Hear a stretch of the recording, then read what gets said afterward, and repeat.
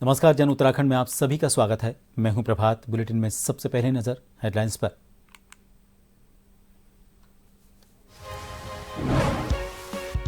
देहरादून में गंगधारा विचारों का अविरल प्रवाह पर हुई व्याख्यानमाला। मुख्यमंत्री पुष्कर सिंह धामी रहे मौजूद। विभिन्न स्कूलों के प्रधानाचार्य और छात्र छात्राएं भी रहे शामिल।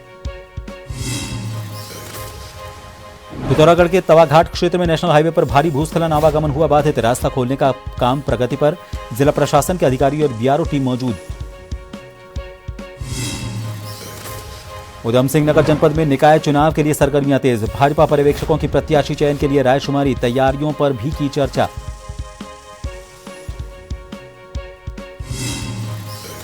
शीतकालीन चारधाम यात्रा को लेकर उत्तराखंड पुलिस सजग। चुनौतियों से निपटने के लिए खाका तैयार। संवेदनशील इलाकों को किया चिन्हित।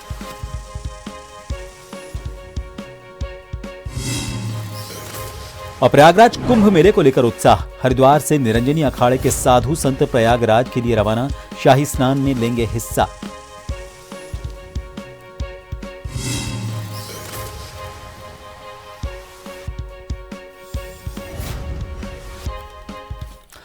मुख्यमंत्री पुष्कर सिंह धामी ने दून विश्वविद्यालय देहरादून में आयोजित गंगधारा विचारों का अविरल प्रवाह कार्यक्रम में हिस्सा लिया। इस दौरान उन्होंने पहाड़ी उत्पादों पर आधारित स्टॉलों का अवलोकन किया। धामी ने कार्यक्रम के लिए आयोजकों को शुभकामनाएं देते हुए कहा कि इस प्रकार के आयोजन हमारी संस्कृति और परंपराओं को पोषित करने के साथ समाज में सकारात्मक परिवर्तन लाते हैं।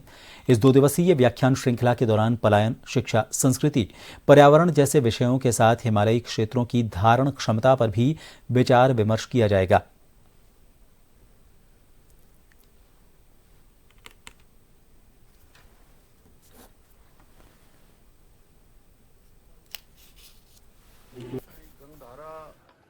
अविरल विचारों का प्रभाव 2 दिनों की व्याख्यान श्रृंखला है और इसमें अलग अलग विषयों के जो अपने विशेषज्ञ हैं, जिन्होंने विशेषताएं प्राप्त की हैं, अनुभव प्राप्त किया है, उन सभी का विचार मंथन आपस में होगा। उनके विचार आएंगे। निश्चित रूप से वो हमारे राज्य के साथ साथ सभी हमारे हिमालयन राज्य हैं, जो उनकी आज की चुनौतियाँ हैं, उन चुनौतियों पर कैसे काम हो, कैसे उन चुनौतियों को पार पाया जाए, उस दिशा में एक बहुत ही महत्वपूर्ण प्रयास है। मैं सभी को इस प्रयास के लिए बहुत शुभकामनाएं देता हूं, बहुत बधाई देता हूं कि निश्चित रूप से ये कार्यक्रम आने वाले समय के लिए हमारे लिए बहुत अच्छा एक उदाहरण प्रस्तुत करेगा। उधम सिंह नगर में रुद्रपुर काशीपुर राष्ट्रीय राजमार्ग 74 पर कुछ दबंग ने एक कार से पीछा कर एक ट्रक चालक को रोककर ट्रक चालक और क्लीनर के साथ बुरी तरह से लाठी डंडों से मारपीट की। इस दौरान मौके पर मौजूद कुछ लोगों ने मारपीट की वारदात का पूरा वीडियो बना लिया, जो सोशल मीडिया पर वायरल हो रहा है। इसका संज्ञान लेते हुए जिले के एसएसपी मणिकांत मिश्रा ने गदरपुर के थानाध्यक्ष को पूरे मामले में कार्यवाही के निर्देश दिए। पुलिस ने वायरल वीडियो के आधार पर 3 आरोपियों को गिरफ्तार किया है।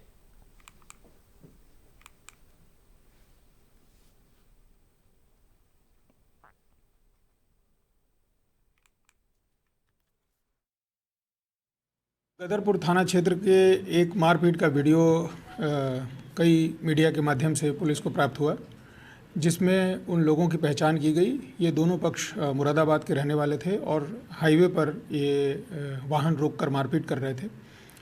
संबंधित धाराओं में अपराध पंजीकृत हुआ और 3 अपराधी उसमें गिरफ्तार किए गए। अभी उन्हें न्यायालय के समक्ष प्रस्तुत किया जा रहा है। खबर खटीमा वन रेंज के अंतर्गत मजगांव निकट धनुष पुल के पास की है। यहां पर एक बुजुर्ग महिला जंगल में कड़ी पत्ता और आग लगाने के लिए लकड़ी लेने गई थी, लेकिन घर वापस नहीं लौटी। बुधवार से लगातार महिला के परिजन उसे खोज रहे थे। बाद में वो जंगल की तरफ ढूंढने के लिए गए तो जग बूढ़ा नदी के किनारे उसका आधा जंगली जानवर द्वारा खाया हुआ शव मिला। परिजन द्वारा पुलिस प्रशासन और वन विभाग को सूचना दी गई। मौके पर पहुंचे पुलिस ने शव का पंचनामा भरकर पोस्टमार्टम के लिए भेज दिया। वन विभाग की टीम ने मौका मुआयना किया।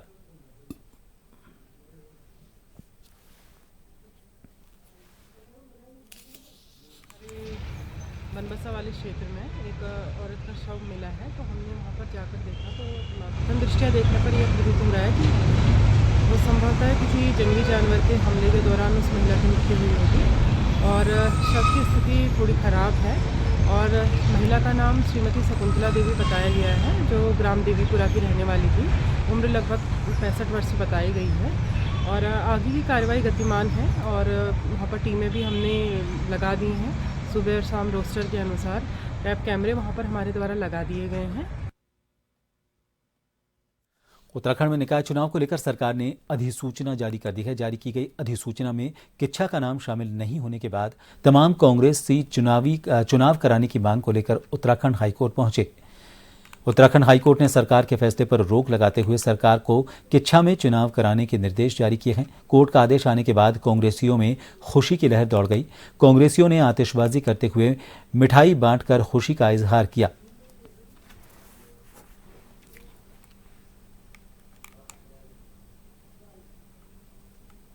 ये किच्छा क्षेत्र की जनता के लिए, वैसे तो पूरे प्रदेश के लिए ये बहुत बड़ी खबर है, लेकिन किच्छा क्षेत्र की जनता के लिए ये बहुत महत्वपूर्ण खबर है, क्योंकि किच्छा क्षेत्र की जनता को नगर पालिकाओं के चुनाव से वंचित कर दिया गया था। यहाँ का आरक्षण घोषित नहीं किया गया था। अब यहाँ का आरक्षण घोषित करने के निर्देश सरकार को दे दिए गए माननीय उच्च न्यायालय द्वारा। अब यहाँ भी चुनाव हो पाएंगे और यहाँ की जनता भी जो है अब मतदान कर पाएगी, अपना चेयरमैन, अपने वार्ड सभासद चुन पाएगी। देखिए, पिछले कुछ दिनों से आप देख रहे हैं किच्छा को लेकर बहुत चर्चा तेज थी कि किच्छा में चुनाव नहीं होंगे, सिरोली अलग कर दी जाएगी। तो उसमें कोर्ट में एक याचिका लगा रखी थी हमारे एनयू खान जी ने, पार्टी के हमारे वरिष्ठ कार्यकर्ता हैं, और उसमें माननीय उच्च न्यायालय ने आदेश दिया कि यथास्थिति रहेगी। उसके बाद सरकार ने पूरे उत्तराखंड में निकाय चुनाव को लेकर आरक्षण करा, मगर किच्छा को वंचित किया। उसको लेकर भी एनयू खान जी द्वारा एक याचिका दोबारा लगाई जाती है, जिसमें डबल बेंच में उच्च न्यायालय की डबल बेंच ने सीधा सरकार को निर्देश दिए कि किच्छा में भी समय पर चुनाव कराए जाएं। जो हमारी भाजपा सरकार जो डरी सहमी हुई थी, वो चाह रही थी कि हम सिरौली को अलग करके और यहाँ का चुनाव जीत जाएंगे और जीत का परचम लहराएंगे। तो आज मैं कहना चाहूँगी कि माननीय उच्च न्यायालय के आदेश का आज हम स्वागत करते हैं, जो कि उन्होंने सिरौली को किच्छा में सम्मिलित किया और आदेश दिया कि सभी जगह पूरे प्रदेश में एक साथ चुनाव कराए जाएं। तो आज हम माननीय उच्च न्यायालय के आदेश का हार्दिक अभिनंदन स्वागत करते हैं। माननीय न्यायालय ने आदेश दिया कि किच्छा को वंचित ना रखा जाए। इसमें भी एक हफ्ते का उनको समय दिया है कि किच्छा सीट को भी आरक्षित किया जाए और इस पर चुनाव संपन्न कराया जाए। तो मैं षड्यंत्र ही कहूँगा कि उत्तराखंड की समस्त नगर पालिकाओं में चुनाव कराए जा रहे हैं और किच्छा को वंचित रखा जा रहा है। किस वजह से रखा जा रहा है? कोई षड्यंत्र होगा, इसी के तहत रखा जा रहा होगा। नहीं, हमने तो, हमारे वकील साहब ने अपनी बात रखी, माननीय न्यायालय ने आदेश दिया कि किच्छा में चुनाव संपन्न, इसको आरक्षित किया जाए, चुनाव संपन्न कराया जाए। उत्तराखंड सरकार के द्वारा प्रदेश की पंचायतों में जिला पंचायत अध्यक्ष, ब्लॉक प्रमुख और ग्राम प्रधानों को प्रशासक नियुक्त करने के फैसले के खिलाफ सारे काम तुरंत हल पार्टी चंपावत के संस्थापक अध्यक्ष मदन सिंह सामंत ने हाईकोर्ट नैनीताल में याचिका दायर कर दी है। माननीय न्यायालय से सरकार के इस फैसले पर रोक लगाने और जल्द पंचायत चुनाव कराने की याचिका दी गई है। इस पर जल्द माननीय उच्च न्यायालय में सुनवाई शुरू की जाएगी। आज मीडिया को दिए गए बयान में मदन सामंत ने कहा कि सरकार ने सभी नियम कानूनों को ताक में रखकर जिन पंचायत प्रतिनिधियों का कार्यकाल समाप्त हो चुका है, उन्हें ही प्रशासक नियुक्त कर दिया है।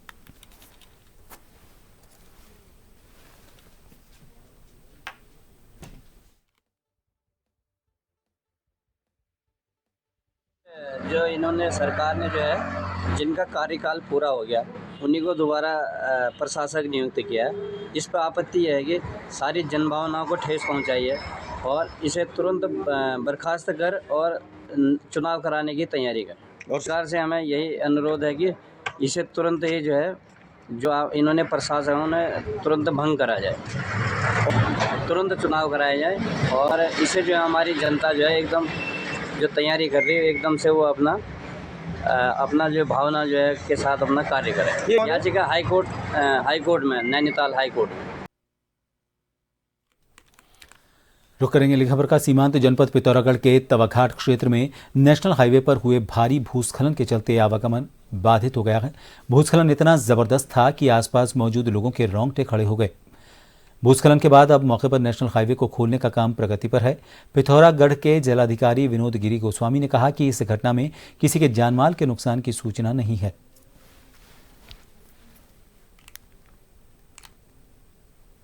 धारचूला के पास, तवाघाट के पास बड़ा भूस्खलन हुआ है, लेकिन क्योंकि पहले से जानकारी थी और वहाँ पर छोटे वाहन इत्यादि सब पहले से ही हटा दिए गए थे, तो कोई जान माल की कोई क्षति नहीं है। तो वो मार्ग कुछ अवरुद्ध हो गया है, वहाँ पर काम चल रहा है। जल्दी से जल्दी जो है वहाँ पर जेसीबी मलबा हटाने का काम कर रही है। आज शाम तक संभावना है कि वो मार्ग फिर से खुल जाएगा। पिथौरागढ़ के धारचूला क्षेत्र में तवाघाट के नज़दीक एक मेजर लैंडस्लाइड होने की खबर है। इसमें रोड जो है अभी ब्लॉक है। इस संबंध में जो मीडिया में खबरें वायरल हो रही हैं और वीडियोस वायरल हो रहे हैं, उसके संबंध में मैं बताना चाहूँगा कि कोई भी जान और माल के नुकसान की खबर नहीं है। रोड जरूर बंद है। मौके पर वर्तमान में एसडीएम और बीआरओ की एजेंसियां रोड वाइडनिंग इक्विपमेंट्स और जेसीबी वगैरह के साथ में मौके पर हैं और रोड को शीघ्र ही खोल दिया जाएगा। उन्हें मैं ये बताना चाहूँगा कि उस क्षेत्र में रोड वाइडनिंग के कार्य चल रहे हैं। इस वजह से जो लैंडस्लाइड की घटना हुई है, लेकिन शीघ्र ही रोड को खोल दिया जाएगा। मुख्य विकास अधिकारी नंदन कुमार की अध्यक्षता में कलेक्ट्रेट सभागार में जिला रेडक्रॉस सोसाइटी प्रबंधन समिति की आम बैठक हुई, जिसमें रेडक्रॉस सोसाइटी के विभिन्न विषयों पर विचार विमर्श के साथ ही नवीन कार्यकारिणी के गठन पर चर्चा की गई। मुख्य विकास अधिकारी ने सदस्य सचिव द्वारा आम बैठक में रेडक्रॉस सोसाइटी के आय व्यय सहित पिछले कार्यों की सटीक जानकारी और सोसाइटी के सदस्यों की सूची उपलब्ध नहीं कराए जाने पर गहरी नाराजगी व्यक्त की। साथ ही सोसाइटी के सभी सदस्यों की सूची तैयार करने के बाद आगामी फरवरी में नई कार्यकारिणी के गठन के लिए चुनाव कराने को कहा।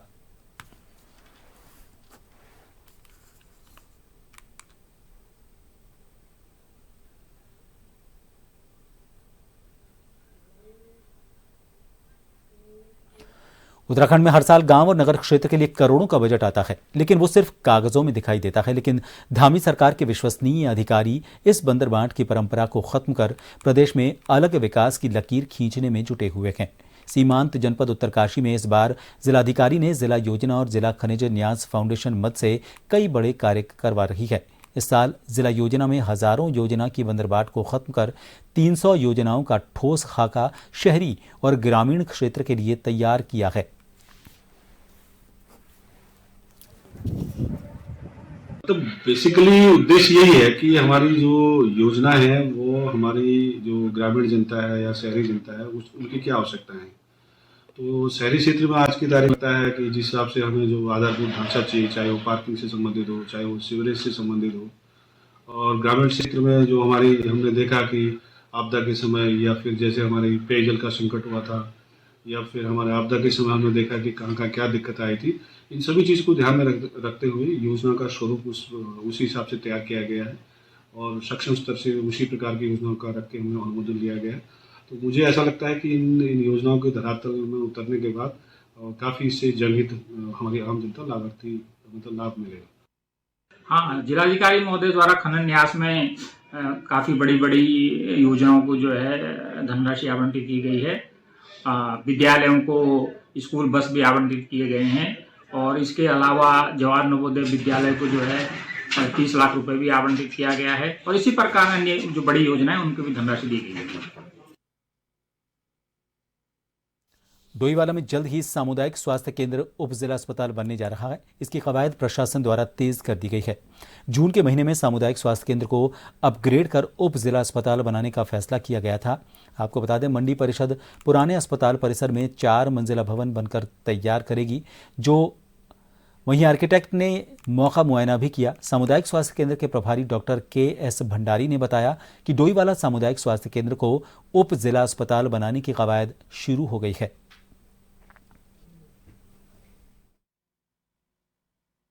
एक्चुअली में जो इसमें जो हमारे जो सब डिस्ट्रिक्ट हॉस्पिटल जो बनना है उसमें जो कार्यदायी संस्था मतलब मंडी परिषद को नामित किया गया है। तो आज मंडी परिषद की उनके एक जेई आए थे, देवली जी, साथ में उनके साथ 2 आर्किटेक्ट भी आए थे। तो उन्होंने जो यहाँ का एक रफ मतलब जो है वो अपना एक जो ड्राइंग है वो हमसे शेयर किया था, कौन सी चीज़ कहाँ पर बनेगा। तो लगभग तकरीबन उन्होंने जो बताया है G+3 यानी कि मतलब 4 मंजिला बिल्डिंग बनने की उन्होंने बात की है, जो तकरीबन 6000 स्क्वायर मीटर में बनेगा। ठीक है। और उसमें जो ग्राउंड फ्लोर पे जो उन्होंने अपने जो ड्राइंग हमसे शेयर किया था, तो उसमें थोड़ा बहुत कुछ ऐसी चीज़ें था कि इमरजेंसी कहाँ बनेगा और ओपीडी कहाँ बनेगी। तो उसमें हमने थोड़ा सा हमने बताया कि भाई व्यवहारिक रूप में ये ज़्यादा सही है। तो बाकी जो ग्राउंड फ्लोर पे सारे ओपीडीज़ हैं, हमारे जितने अल्ट्रासाउंड एक्सरेज हैं, जो रेडियोलॉजी डिपार्टमेंट है, पैथोलॉजी डिपार्टमेंट है, तो यानी कि जो डेली जो मरीज़ हैं जो हमारे जो आते हैं वो बेसिकली सब ग्राउंड फ्लोर पे हैं। रुड़की में निजी अस्पताल संचालकों की मनमानी रुकने का नाम नहीं ले रही है, जिसे लेकर हरिद्वार SCMO डॉक्टर अनिल वर्मा ने एक निजी अस्पताल को बंद कराकर 50,000 रुपए का जुर्माना लगाया। इस दौरान उन्होंने कहा कि स्वास्थ्य विभाग का आमजन के जीवन से खिलवाड़ करने वाले अस्पतालों के खिलाफ अभियान जारी है, लगातार कार्रवाई चलती रहेगी।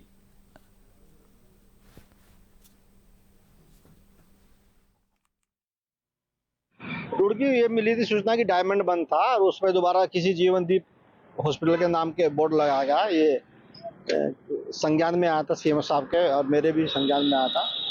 वो आकर के देखा कि हाँ बोर्ड लगा पाएगा, लेकिन अस्पताल जैसे हम लोगों ने बंद किया था ऐसे ही बंद पा गया।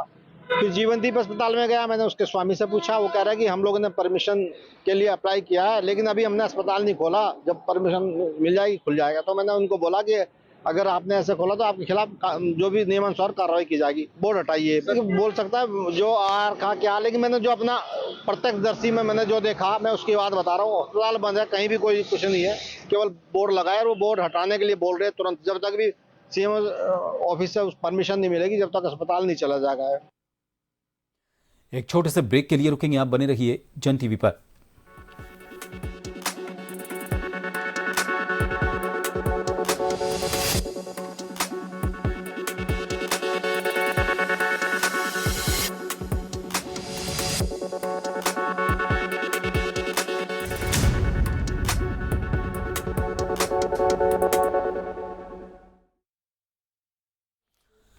जन उत्तराखंड में एक बार फिर आप सभी का स्वागत है। प्रदेश के अपर मुख्य सचिव आनंद वर्धन ने आगामी राष्ट्रीय खेलों के मद्देनजर रुद्रपुर के स्पोर्ट्स स्टेडियम में नवनिर्मित साइकिलिंग वेलोड्रोम और बहुउद्देशीय हॉल का स्थलीय निरीक्षण किया। उन्होंने कहा कि जल्द ही 38वें राष्ट्रीय खेल होने हैं। रुद्रपुर के स्पोर्ट्स स्टेडियम में साइकिलिंग, वॉलीबॉल प्रतियोगिताएं होनी हैं, इसलिए जो भी काम और कमियां हैं उन्हें 31 दिसंबर तक जरूर पूरा कर लिया जाएगा।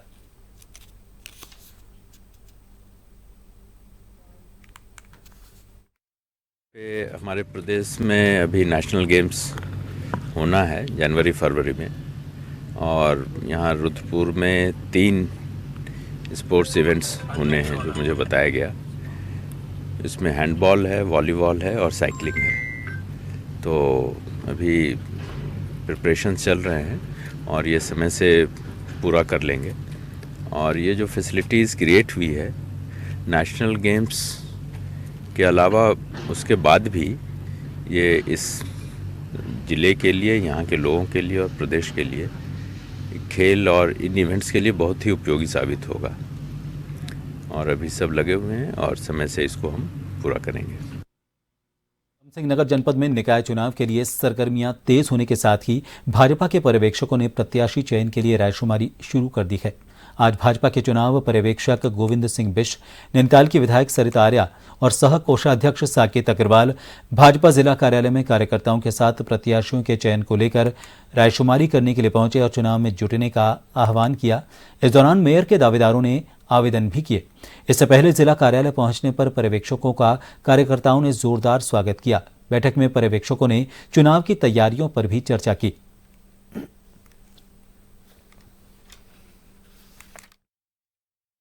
उद्देश्य का है, जो भारतीय जनता पार्टी ने पूरे प्रदेश में एक सूची बनाई है, जो वो सूची जो प्रदेश स्तर पर, राष्ट्रीय स्तर पर, जिले स्तर पर और मंडल स्तर पर है। कहीं ना कहीं उनके दायित्व हैं और जो माननीय विधायक हैं, जो दायित्वधारी हैं, जो जिलाध्यक्ष हैं, ये सारे लोगों की राय लेनी है और जो राय आएगी उसी राय को हम फिर ऊपर ले जाके हाईकमान का डिस्कस करेंगे। केवल इतने आज बैठे हैं। शुरू में हम लोग बैठेंगे निगम के लिए और उसके पश्चात हम बैठेंगे वार्डों के लिए।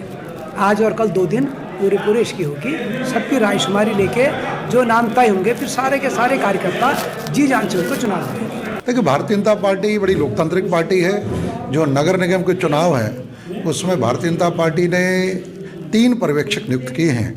बहुत ही वरिष्ठ नेता पूर्व कैबिनेट मंत्री गोविंद सिंह बिष्ट जी, नैनीताल से हमारी बहुत लोकप्रिय विधायक सरिता आर्या जी और पार्टी के पूर्व कोषाध्यक्ष आदरणीय साकेत अग्रवाल जी, ये तीनों लोग पर्यवेक्षक रूप में आए हैं और आज कार्यकर्ताओं के साथ यहाँ पर रायशुमारी करेंगे।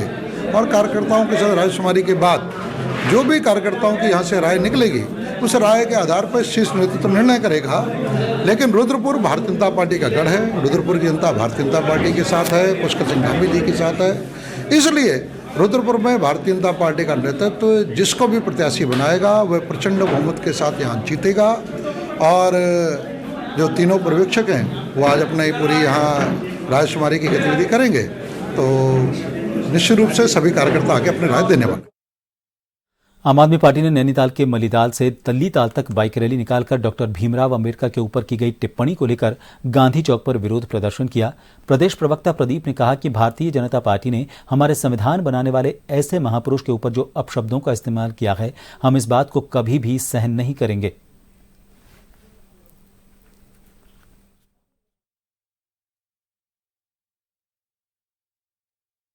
पिछले दिनों पार्लियामेंट के अंदर संविधान निर्माता परम पूज्य बाबा अंबेडकर जी का जिस तरह से भारतीय जनता पार्टी के नेताओं ने अपमान किया, जिस तरह से अपमान भरी बातें कही और जिस तरह से विपक्ष की आवाज़ उठाने पर जिस तरह से विपक्ष को दबाया गया, वो बहुत निंदनीय था। और उसी के उसमें पूरे देश में विरोध प्रदर्शन हुए हैं, सभी दलों ने किए हैं और इस घटना की घोर भर्त्सना करी है। हमने भी आज नैनीताल के अंदर इसी घटना को लेकर के, बाबा साहब का जो अपमान हुआ उसको लेकर के हमने आज ये अपना विरोध प्रदर्शन किया, एक बाइक रैली निकाली और एक संक्षिप्त सभा तल्लीताल डाक में करी और एक संदेश दिया भारतीय जनता पार्टी के नेताओं को, देश तोड़ने का काम न करे, देश को जोड़ने का काम करे। जो पुराने हमारे महापुरुष हैं उनकी इज्जत करना सीखे। फायर सीजन शुरू होने से पहले ही वन विभाग अलर्ट हो गया है। उत्तराखंड के जंगलों को आग से बचाने की वन विभाग की कोशिशों में कुछ खास कमाल देखने जा रहा है। हालांकि वन विभाग अपनी तरफ से वनाग्नि रोकने के लिए और उसकी सुरक्षा के लिए नए प्रयास करने में जुटा हुआ है। इसी एक प्रयास के तहत अल्मोड़ा जिले के विकासखंड स्यालदे वन विश्राम भवन तामाढौन में प्रभागीय वनाधिकारी रानीखेत जगमोहन सिंह रावत, उप प्रभागीय वनाधिकारी रानीखेत राजकुमार के निर्देशन पर भूमि संरक्षण वन क्षेत्राधिकारी स्यालदे आनंदलाल के नेतृत्व में क्षेत्र जनप्रतिनिधियों, ग्राम प्रधान और वन पंचायत सरपंच, स्थानीय ग्रामीणों के साथ वन अग्नि सुरक्षा जागरूकता कार्यक्रम आयोजित किया गया। कार्यक्रम का संचालन उप वन क्षेत्राधिकारी राकेश कुमार रत्नाकर ने किया।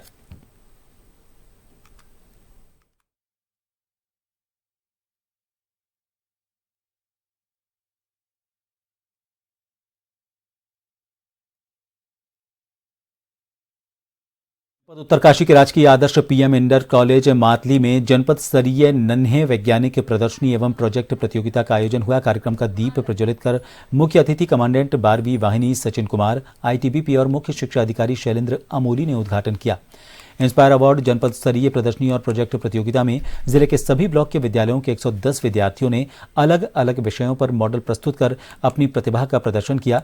मुख्य शिक्षा अधिकारी शैलेंद्र अमोली ने बताया कि नन्हे वैज्ञानिकों ने विज्ञान प्रदर्शनी में वाटर सिस्टम समेत एनर्जी सेल्फ डिपेंडेंट हाउस, इसके अलावा जल संरक्षण, आधुनिक कृषि पर आधारित प्रोजेक्ट तैयार कर अपनी प्रतिभा का परिचय दिया।